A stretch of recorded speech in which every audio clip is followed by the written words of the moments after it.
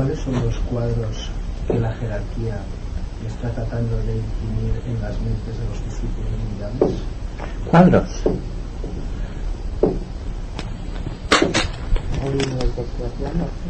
Palabras textuales de jerarquía profesional.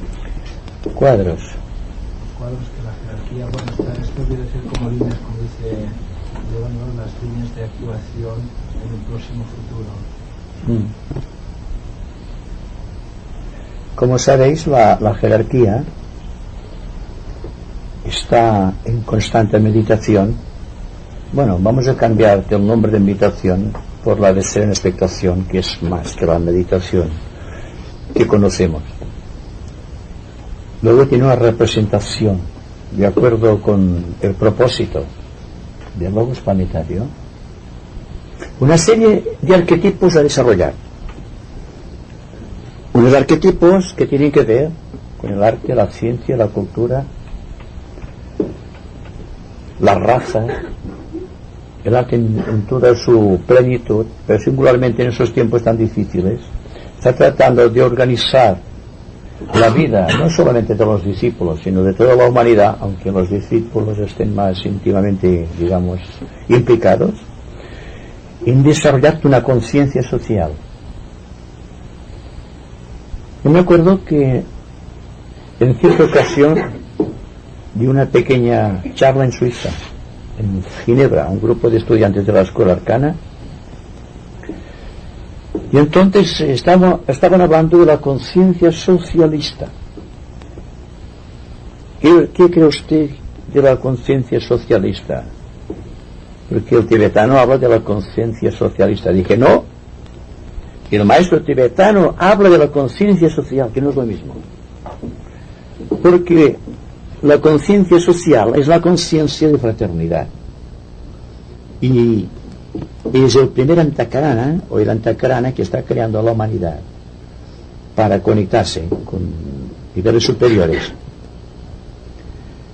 Ahora bien, la representación de lo que trata la jerarquía y hacer con los discípulos, creo que lo estoy diciendo casi por inducción directa, y vosotros no sé si lo habéis captado o si hay dudas, y aquí podemos discutir esto, en la necesidad de agruparse las personas por afinidad espiritual, por afinidad jerárquica, podríamos decir, de la misma manera que existen las afinidades químicas.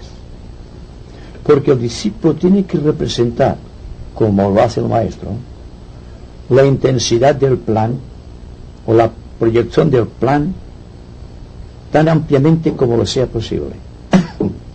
Entonces, cada uno de los discípulos de los distintos ramas, y esto creo que lo hemos discutido a veces en el sentido de considerar que las ramas como un grupo que depende directamente de Sanat Kumara, con la misión precisamente de encalzar las actividades de los discípulos por sendas de aprovechamiento espiritual.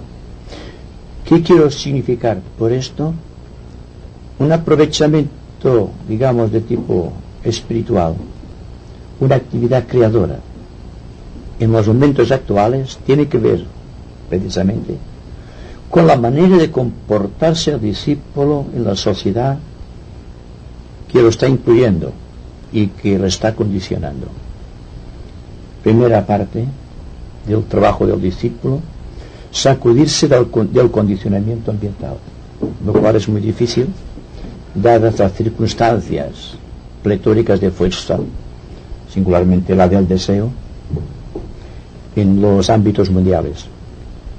Después, el control sobre los vehículos constituyen cuadros, como iréis viendo, de situaciones que podemos considerar muy exacta y correctamente. Este control sobre las tendencias de los vehículos, esotéricamente podríamos decir que está tratando de controlar las tendencias del elemental constructor, el cual, a su vez, está siguiendo la tendencia de todas aquellas vidas, millones y millones de vidas, débicas, insignificantes al ojo humano e imperceptibles que se agregaron al contenido del átomo permanente en el momento de la encarnación. El equipo que posee el hombre, como veréis, es dificultoso debido a que se debe a un pasado kármico, y este pasado kármico condiciona, y estas pequeñas vidas, de las cuales el elemental constructor es el centro, tiene una conciencia individual más una conciencia colectiva que es la del elemental constructor. Y esto no va solamente para el vehículo físico, sino para todos los demás vehículos que el hombre tiene necesidad en esta cuarta ronda, digamos, esta cuarta cadena. Entonces, una vez ha controlado progresivamente cada uno de estos vehículos elementales constructores más todo su contenido, tiene que equilibrar la vibración de un vehículo con del otro. A esto se llama esotéricamente integración. Se llama integración de sintonía, o poner en sintonía unos cuerpos con los otros. Entonces tiene que haber una progresión, depende del rayo, que tiene que ser 1, 3, 5, 7 o 2, 4, 6, dependiendo siempre de la calidad de los discípulos, o si el discípulo está trabajando sobre el vehículo emocional principalmente, o si trabaja aún con el vehículo físico, o cuando ya se trata de una esfera superior, cuando trabaja con el equipo mental o con el cuerpo mental, digamos el centro de la unidad mental con el cual el hombre está trabajando actualmente.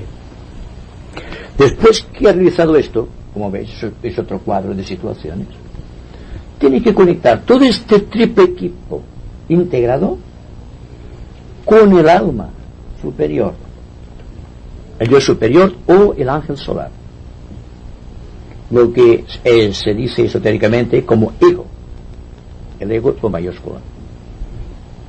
Y a partir de aquí ya viene el proceso de la iniciación, porque el proceso de la iniciación es otro cuadro que presenta la jerarquía ante el discípulo. El discípulo no tiene más opción de discípulo que la iniciación. Se le prepara desde que entra en unas ramas para la iniciación. Todo el trabajo que está ejecutando dentro de las ramas tiene carácter iniciático.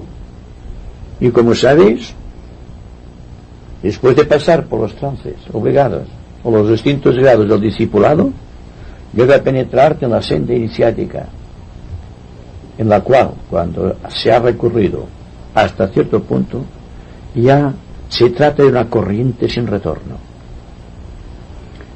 A medida que va avanzando, la personalidad va perdiendo sus aristas, sus relieves o sus angulosidades. Se está preparando para una obra alquímica de alta envergadura. Se está convirtiendo, digamos, esotéricamente en un mago. Bien, podríamos decir que una de las representaciones más objetivas del trabajo del discípulo en esta era es la magia organizada. Pero, ¿qué significa para un discípulo que recién ahora acaba de entrar en las ramas, por ejemplo, el término magia? Todo el trabajo que realiza el discípulo sobre sus vehículos es magia. Es el trabajo de introducir su voluntad en las pequeñas voluntades que constituyen sus cuerpos. Es seguir adelante con este propósito a pesar de todos los contratiempos, a pesar del karma, a pesar de los dolores y de las alegrías humanas. Porque, como sabéis, la dualidad siempre está acechando al discípulo. Y en cierto momento, tanto las alegrías como las tristezas atan el corazón del discípulo.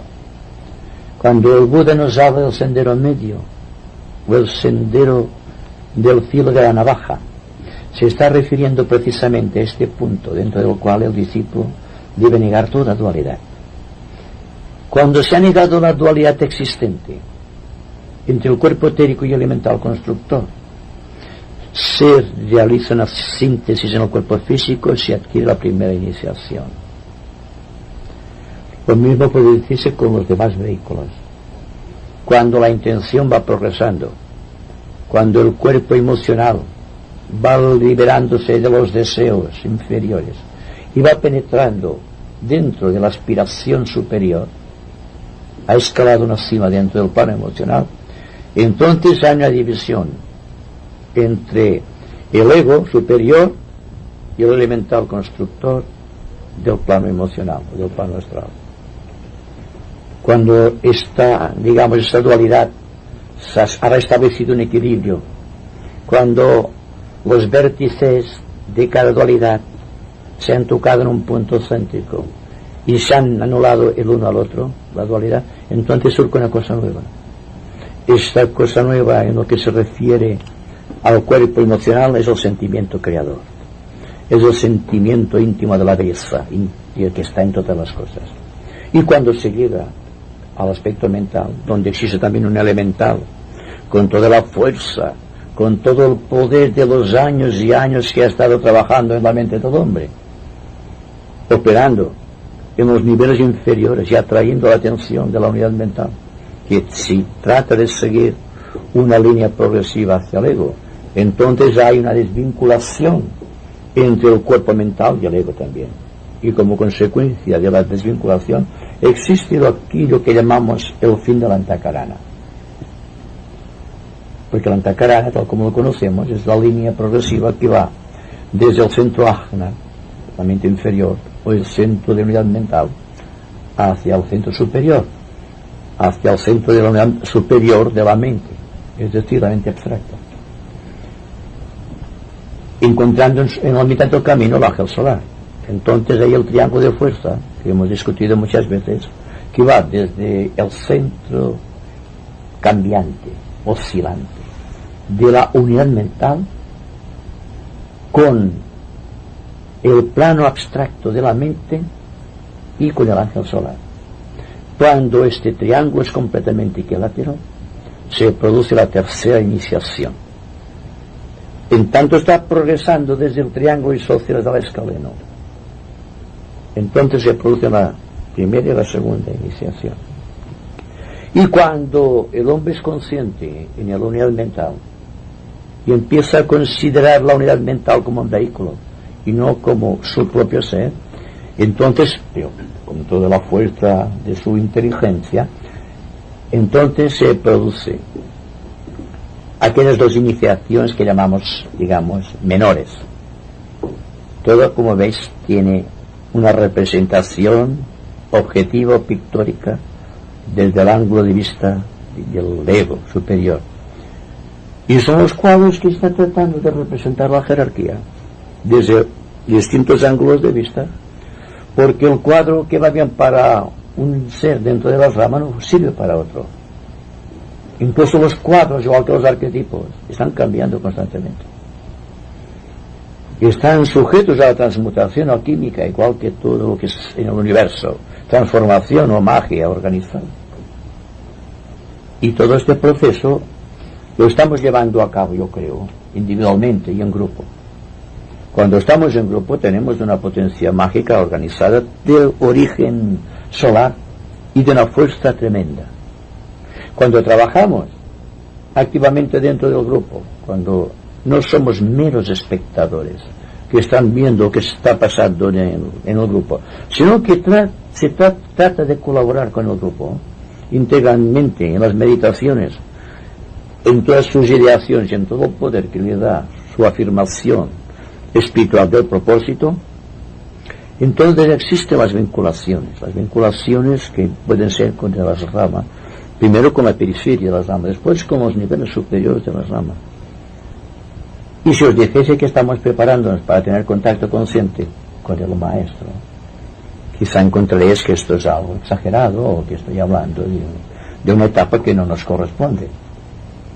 Una cosa que debe hacer, y esta puede ser una representación muy particular mía y no del maestro ni de las ramas, y es que cuanto más lancemos la mente hacia adelante, aún olvidando las pequeñas cosas que no han quedado resueltas, cuando lancemos la flecha del propósito lanzada por el potente brazo de nuestra voluntad individual, lo más lejos posible. Aunque aparentemente quede un vacío, quedará una plenitud también, que es cuando el discípulo realmente se sacude de los amargos yo. Cuanto más lejos está la mente de las cosas, más cerca está del yo superior. Por lo tanto, hay que pensar en grandes proporciones, aunque exista la dificultad de permanecer estable en aquella dimensión que hemos conquistado a través de la flecha que hemos lanzado. Pero hay que seguir adelante a pesar de todo, sufriendo y gozando, como decía anteriormente, porque cuando el momento sea llegado, entonces surgirá en nuestra vida el maestro, no el ángel solar que nos conecta con la moneda, sino con el maestro que nos va a introducir en la cámara iniciático para que seamos plenamente conscientes de la moneda.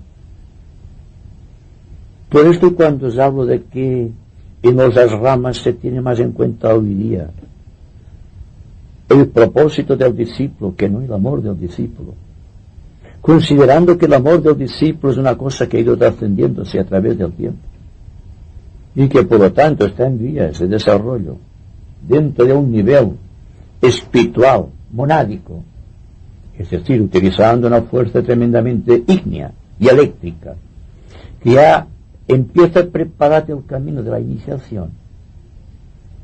Entonces os daréis cuenta, si vais estando atentos al proceso, de que forzosamente tiene que producir grandes cambios en vuestra existencia. Y esto os lo dije el domingo pasado y lo dije el sábado también. Una persona que no sienta dentro de su vida unos cambios tremendos no puede decirse que está marchando al compás de la evolución. Está simplemente observando todo aquello que está en movimiento desde un punto fijo en el espacio. El discípulo, otra representación, otro cuadro que presento yo, debe estar trabajando o creando o siguiendo el mismo movimiento de los astros, el mismo movimiento de la Tierra y de aquel que da forma a la Tierra. Es decir, Sanat Kumara, o aquel que está por encima de Sanat Kumara, que es el Señor de nuestro esquema terrestre, o sea, el logos planetario. Hay que trabajar, hay que colaborar. Es decir, que el entreno del discípulo es ¿qué puedo hacer para servir al Señor planetario? Más que decir, ¿qué es lo que voy a hacer para servirte al Maestro? Habida cuenta que el Maestro es una pequeña célula inteligente que trabaja de acuerdo con las directrices del logos planetario. Forma parte también, como veréis, de una exagerada formación interna del discípulo, que ya no puede encontrar en su camino demasiados obstáculos. ¿Por qué debe pasar por encima? Y diréis si esto equivale a consumarte el karma. Yo os diré que sí, porque la persona que trasciende algo es que lo está habitando, está liberándose de aquello. Y me preguntáis entonces cuál es la misión del karma o de los señores del karma.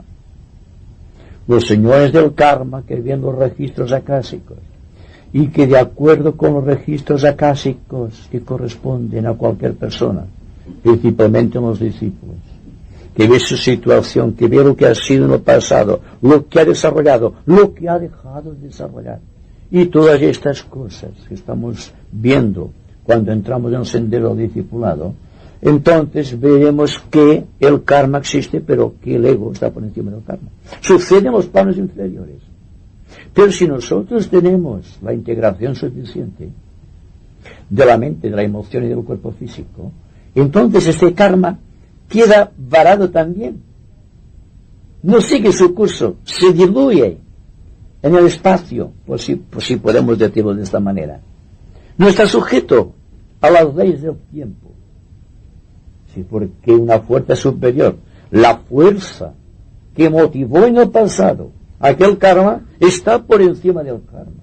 Y cuando aquel que estaba o fue el causante del karma está por encima del karma, el karma sucede rigurosamente en los planos inferiores, pero sin causar ningún condicionamiento íntimo al pensador en su propio plano, que es donde está observando el devenir del karma. Es lo que decíamos que está contemplando el río desde el puente. El río de las cosas pasa inexorablemente, pero el alma del discípulo no pasa con las cosas. Contempla serenamente expectante este paso tremendo de las cosas a través de sus vehículos inferiores, a través de sus elementales constructores, a través de aquellas millones y millones de vidas débicas que constituyen sus vehículos físico, emocional y mental inferior. Y entonces cuando el karma, ya no dice el discípulo, porque va ascendiendo por la ruta de los dioses, como se dice, entonces la vía iniciática está presta para recibirte al discípulo. Y cuando llega a ciertas etapas tiene una verdadera conciencia social, el cuadro máximo de la jerarquía para la humanidad, que significa que ha entrado dentro de las fronteras, ha atravesado las fronteras dentro de las cuales existe la fraternidad viva del corazón. Tiene contacto entonces no solamente con el aspecto abstracto de la mente, sino que puede conectarse a voluntad con ciertos niveles del plano búdico. Significa que va siendo consciente de la conciencia cósmica, que está siendo consciente de la paz, de la armonía y de la fraternidad de este cuarto plano del sistema, y que por lo tanto está progresando, está trabajando, está sirviendo, y está enviando a sus vehículos la radiación suficiente para que los inteligentes, aquellos que estén preparados, lo reconozcan como un hijo de Dios en encarnación física, y que soliciten su consejo, su ayuda, su apoyo, que es lo que está esperando también la jerarquía de los discípulos, que ayuden a la humanidad. Y hoy que estamos viviendo actualmente esta tremenda conmoción psíquica que arrasa todo lo que aparentemente fue bueno en lo pasado, pero sin embargo hay que ver estas cosas desde el ángulo de vista del discípulo como si fuesen trascendidas para él. Su corazón no debe estar al mismo nivel de las cosas, debe levantarse por el nivel de las cosas para ver realmente cuál es la situación, para poder trabajar y colaborar, y también para poder sacudirse de este condicionamiento que constituyen los hechos y los acontecimientos kármicos del mundo, sean los que fuesen,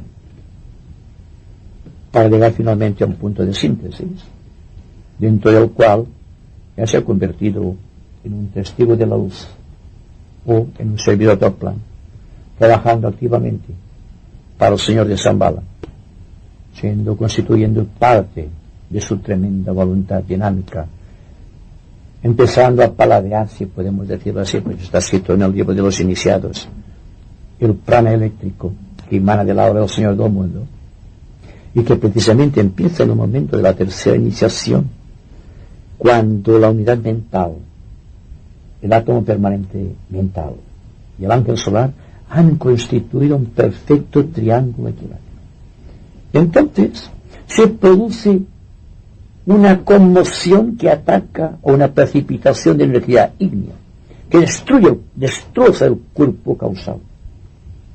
En virtud de este destrozamiento, el alma que estaba el alma solar, el ángel solar, que estaba en esas presiones de carne del plano mental, al romperse por esta triple unión de fuerzas, lo que se llama el triple antakarana, y se destruye el cuerpo causal, entonces desaparece el ángel solar y vuelve a su propio plano, retorna, tal como se dice filosóficamente, al nirvana, de donde procede.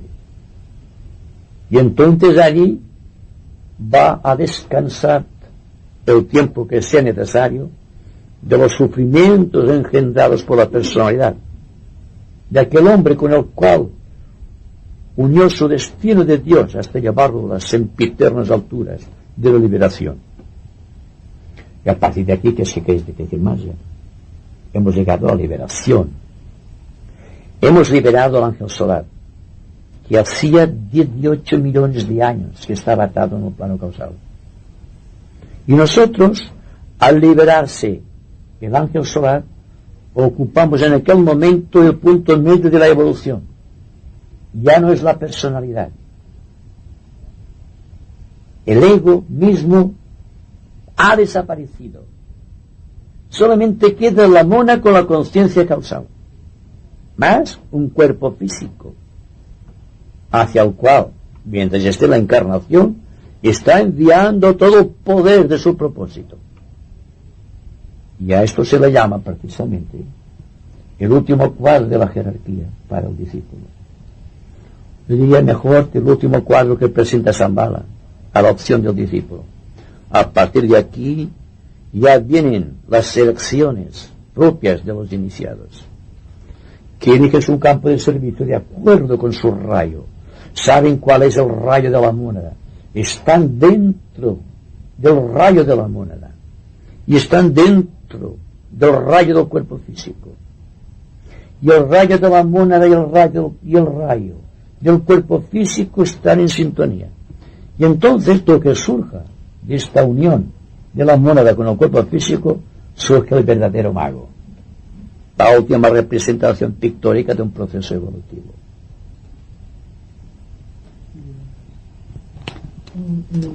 Quizás parecerá bajar un poquito, pero claro, cuando llegamos arriba pensamos en lo que nos falta, y para no asustarnos pensamos en lo inmediato. Pero también me acuerdo que una vez vino aquí una danzarina india y en su danza sagrada evocaba una pose en la cual tenía la mano en alto, así, para recibir, y la otra para dar.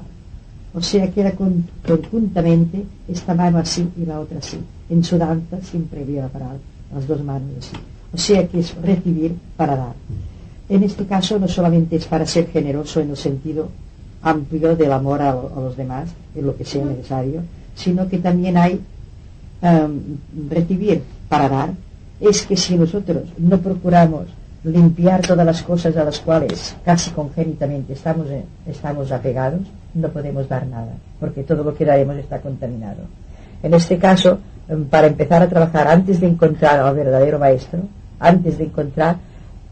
creo yo que tenemos que dejar muchísimas envolturas, y es aquello de ir pisando los yoes muertos. Y a este trabajo, que es muy, muy importante, importantísimo para poder llegar a todas estas alturas, es al que tenemos que dedicar todo nuestro esfuerzo.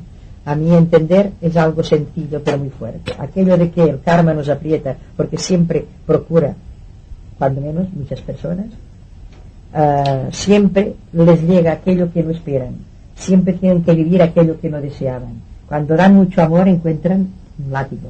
En fin, todo esto hay que llegar a un momento en que como que hay que dar sin esperar. Tampoco nos ofenderá y tampoco nos hará daño lo que venga de los demás. En este caso, cuando se llega a ser tan impersonal, cuando ya no necesitamos aquello que deseábamos, entonces quizá también nos lo darán, pero ya no nos es igual. Ya no nos dará placer, nos dará satisfacción, una satisfacción de otro nivel. Y cuando ya la personalidad llega a esas cumbres es cuando encuentra el maestro. Pero mientras estemos aquí pensando en que no nos hacen caso, no nos quieren, todo nos va mal, la salud, todo, etcétera, etcétera, mientras esto ocupe completamente nuestro ser, no avanzamos en el camino. Esto es una de las líneas de conducta, que es limpiar como decía también Teilhard de Chardin. Hay mucho trabajo a hacer limpiando la atmósfera sideral. Hay que limpiarla de envidias, hay que limpiarla de deseos, hay que limpiar esa atmósfera, y con ello es un gran trabajo que se hace. Y quizá entonces nos llegarían las energías de estos 7 rayos, nos llegarían más puras a nosotros. Pero es que hay una gran atmósfera llena de estos deseos y de estos lloros, de estos sufrimientos. Y naturalmente el ser llega a quedar sin nada a veces y sin sufrimiento. Entonces encuentro al maestro. ¿Cuántos estamos dispuestos a llegar a este punto? Sin nada, sin nadie que nos ame, sin no tener nada, sin llegar a nada y ser feliz.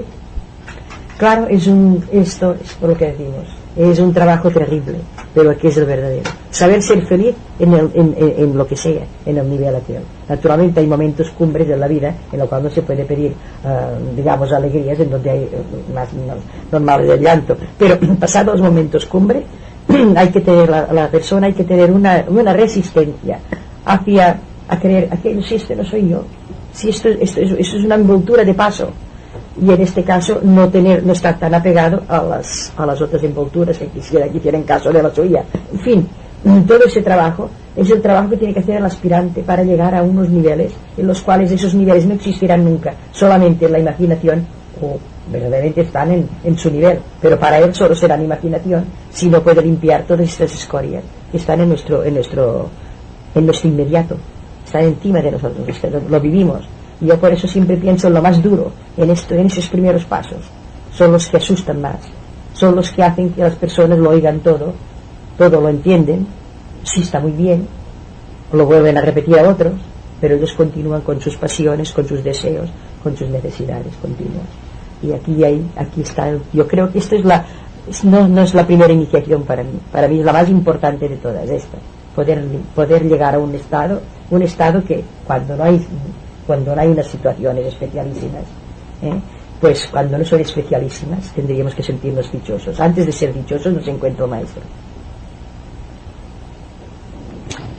Perdona, Chis, he dado un... A mí se me ocurre pensar en esto que has dicho de la liberación del ángel solar y nuevamente nos encontramos un trígono, un triángulo de fuerzas. Recuerdo que en unos escritos del maestro tibetano dice que el alma llama 3 veces a su reflejo. Entonces podríamos discernir un poco, o podríamos ver cómo cada discípulo oye esta llamada. Me atrevo a decir discípulo porque normalmente los probacionistas como máximo no creo que lo lleguen a notar, aunque quizás, como decías antes, noten una orientación, un cambio de orientación en sus vidas, ¿no? Entonces, ¿cómo se producen estas llamadas? ¿Qué incidencia tienen en los discípulos? Y luego, si la última de estas llamadas es la que produce la liberación del ángel solar. Bueno, las 3 llamadas o los 3 toques de campanilla mística, como se dice también en el libro de los iniciados, depende de la evolución del alma en encarnación física, la evolución también de su centro de unidad mental, el sitio donde esté conectado, para tener siquiera una antakarana, siquiera débil, o no frecuentemente, o no constantemente, pero que puede ejercer un poder, el ángel solar, sobre la personalidad. Cuando existe una cierta preparación técnica, física, podemos decir, viene una llamada que va al alma en encarnación física, pero virtualmente es un toque de atención hacia el elemental constructor, tal cual he hecho referencia. Se forma un triángulo, entonces, entre el ángel solar, el alma en encarnación y el elemental constructor.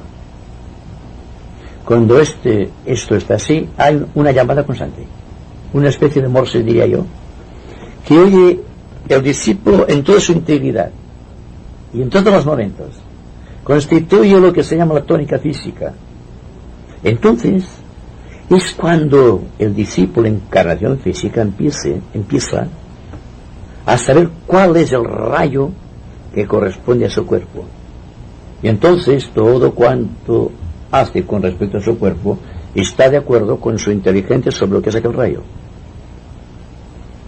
No es igual a un rayo físico, digamos, del primero, del tercero, del quinto o del séptimo rayo. El triángulo es el mismo, pero existe el ángel solar, como decíamos, el alma en encarnación y el elemental físico. El elemental físico tiene que seguir forzosamente las inspiraciones que le vienen del alma en encarnación, que es su centro máximo. Pero el alma en encarnación debe estar oyendo constantemente la voz del alma o la voz del silencio. Cuando esto se ha realizado, es lo que decíamos antes, sobreviene una integración física. Lo mismo ocurre con la segunda llamada. La segunda llamada siempre va del ángel solar sobre la personalidad en encarnación física o el alma en encarnación.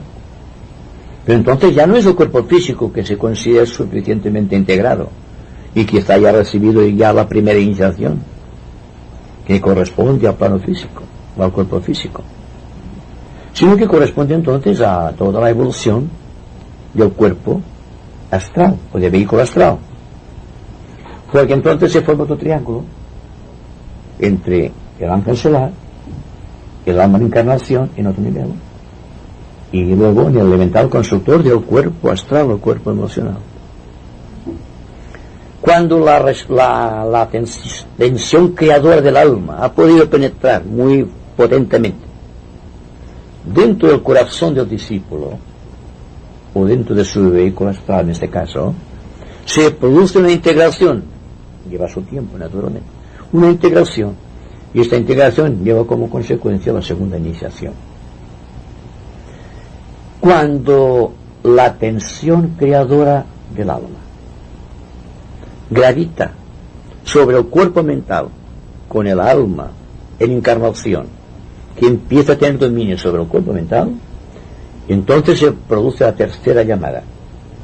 La tercera llamada tiene que ver con la relación que existe entre el ángel solar, el alma en encarnación y el elemental constructor del cuerpo mental.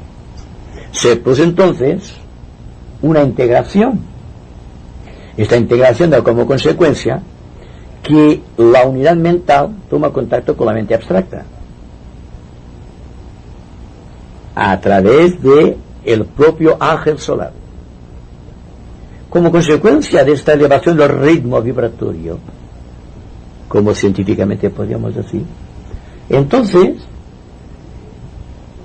el alma en encarnación se sumerge dentro del ángel solar, deja de perder sus resaltes, sus aristas, sus angulosidades.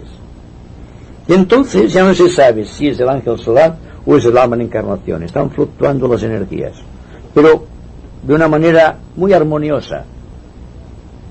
Y esto trae como consecuencia la integración de los tres cuerpos. Como consecuencia viene la tercera iniciación. Pero hay otra llamada de la cual no hablo tibetano, que es la llamada de la mónada sobre el ego. Porque entonces, al empezar el ritmo creciente que va de la tercera a la cuarta iniciación, debe penetrar forzosamente en el plano búdico. Y el plano búdico es el centro donde tiene su punto de anclaje nuestra mónada.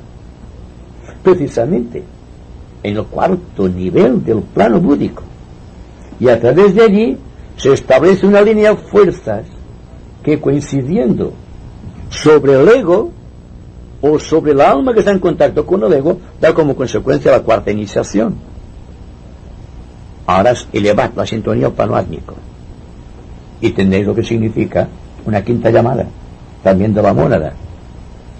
La sexta y séptima llamadas ya no provienen de la mónada, sino que provienen del propio logos planetario. De ahí que, como veréis, hay una analogía siempre. Porque si aprendéis el juego de la analogía, usaréis, señores, el conocimiento. Los libros son meras informaciones, datos, pero vosotros tendréis la clave de utilizar correctamente esos datos. Tendréis lo que se denomina la inspiración, la iluminación que precede a la inspiración. Y entonces todo esto que se irá gestando pertenece más allá a los planos cósmicos que la propia individualidad, que se ha fundido una vez se ha liberado el ángel solar y ha retornado al nirvana. Si vais analizando esto, veis la analogía que hay. Fijaos siempre ese triángulo. Primero, el triángulo ángel solar, alma en encarnación y cada uno de los elementales constructores que precede a la iniciación y da la iniciación en cada uno de estos niveles o en sus cuerpos. Son las tres llamadas que corresponden al ser humano en esta cuarta ronda. Pero es que para el ser humano no existe un límite a la evolución. Podemos adquirir la conciencia de la sexta ronda en esta cuarta ronda, en virtud de las leyes impuestas por el propio logos planetario cuando aceleró el proceso de la evolución de su esquema. Pues todo esto hay que tener en cuenta. Y cuando os digo lanzaos a la mónada, no tengáis cuidado, porque si miráis muy en la lejanía, una perspectiva muy lejos de vosotros, aprendéis también a estar lejos de vuestras pequeñas cosas. os haréis grandes en potencia. Y veréis entonces cómo la vida tiene otros alicientes, porque de una u otra manera os habéis sacudido de esta gran maquinaria que llamamos evolución técnica, que hemos creado a través del tiempo, y que de una manera, digamos, muy condicionante, está atrayendo la atención del alma en encarnación, o está atrayendo en este caso la atención del discípulo, dándole esta sensación de que vuelve hacia el pasado, de que regresa en lugar de avanzar. Pero vaya, esto se irá perdiendo, porque naturalmente cuando Cristo decía levántate y anda, al que caía, es porque existe la oportunidad de reemprender el camino hacia la casa del Padre. Yo creo que todos vamos hacia la casa del Padre, en cierta manera, y hasta cierto punto, y que si bien existen jerarquías de conocimiento y jerarquías espirituales entre nosotros, sabéis que esas jerarquías existen como un complemento de la propia voluntad de Dios con respecto a los grupos. Porque si sabéis el principio mágico de la electricidad, cuando está operando sobre unas pilas, por ejemplo, la pila de volta, cualquier pila, que viene la luz por una diferencia de potencialidades. Cuando se juntan varios metales con diferente vibración o diferente índice de radiación, se produce una chispa que es la electricidad. En un grupo veis lo mismo. Personas aparentemente sin conocimientos, pero tienen corazón. Personas con mucho corazón sin conocimiento, que tengo conocimiento y poco corazón. Más aquellos que tienen más voluntad que inteligencia y corazón, y que constituyen, si lo analizáis bien, otra jerarquía dentro del grupo. Y sin embargo, dentro de la sintonía del grupo existe una maravillosa resonancia que trata de reproducir en su pequeña esfera la música de los mundos oscilantes, la música de las esferas, o sea, aquello que podemos decir para terminar la gran sinfonía universal, la gran sinfonía del universo, y para terminar también la gran sinfonía de la conciencia social.